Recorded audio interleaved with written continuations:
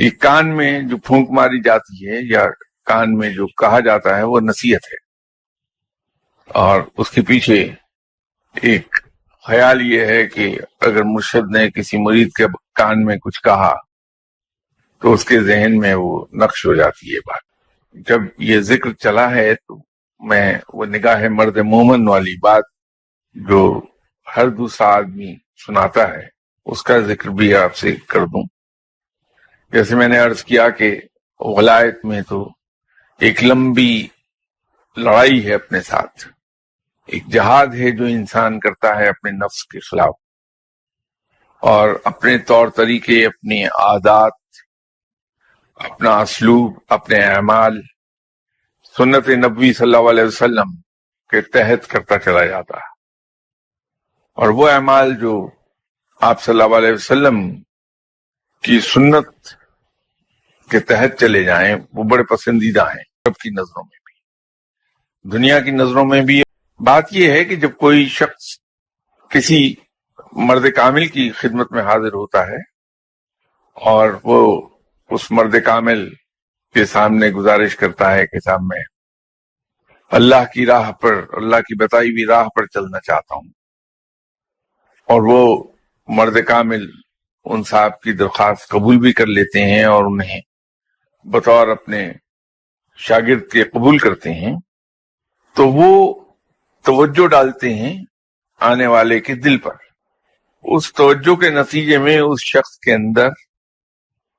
قوت ارادی بیدار ہو جاتی ہے، یا اتنی ہمت پیدا ہو جاتی ہے، جو بھی آپ کہنا چاہیں، کہ وہ اپنے ارادے میں پختہ ہو جاتا ہے کہ مجھے اپنی وہ تمام عادتیں اور اپنی تمام چیزیں چھوڑ دینا ہے جو کسی طور بھی سنت کے مطابق نہیں ہے۔ تو وہ قوت ارادی جو پیدا ہوتی ہے وہ اسے مدد کرتی ہے بری چیزیں چھوڑ دینے میں اور اچھی چیزوں کو اپنا لینے میں۔ تو مرد کامل کی توجہ سے صرف اتنا سا کام ہوتا ہے، باقی نیت اور کوشش، جد و جہد اس انسان کی اپنی ہوتی ہے۔ تو جب وہ ایک لمبا عرصہ محنت کر لیتا ہے تو اس کی تقدیر پلٹتی ہے، اور رب تعالیٰ اسے اپنے مقرب بندوں میں شامل کر لیتا ہے، یا یوں کہیے کہ اللہ اسے اپنے دوستوں کے حلقے میں شامل کر لیتا ہے، اور وہ عرف عام میں ولی اللہ کہلاتا ہے۔ لیکن ایسا نہیں ہے کہ صرف نگاہ ڈالی اور ولی اللہ ہو گئے۔ اور وہ جو کہا جاتا ہے کہ کایا پلٹ گئی، تو کایا بھی یوں ہی پلٹ گئی،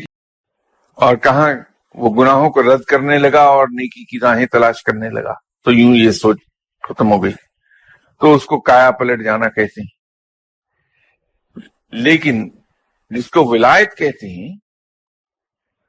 وہ مقام ایک لمبی جدوجہد کے بعد آتا ہے، اور ایسا بھی نہیں ہے کہ ایک شخص نے اگر 30 سال محنت کر لی اور وہ ولی اللہ بن گیا، اس کی شانے پر مہر لگ گئی تو جدوجہد ختم ہو گئی۔ یہ تو ایک پرپیچول عمل ہے، ایک عمل پہم ہے، جدوجہد پہم ہے کہ مسلسل موت تک اس کی جدوجہد جاری رہتی ہے۔ اگر جدوجہد جاری رہتی ہے تو وہ سفر بھی جاری رہتا ہے۔ جہاں اس نے جدوجہد ترک کر دی اور نفس کو سر اٹھانے کا موقع ملا، وہیں اس کے سفر کا خاتمہ ہو گیا۔ کہ مرد مومن کی نگاہ بمعنی توجہ، بمعنی قرب، ہمیں مدد دیتی ہے اپنی اصلاح کی، ان معنوں میں وہ درست ہے۔ اور اسی طرح یہ پھونک مارنے کا عمل بھی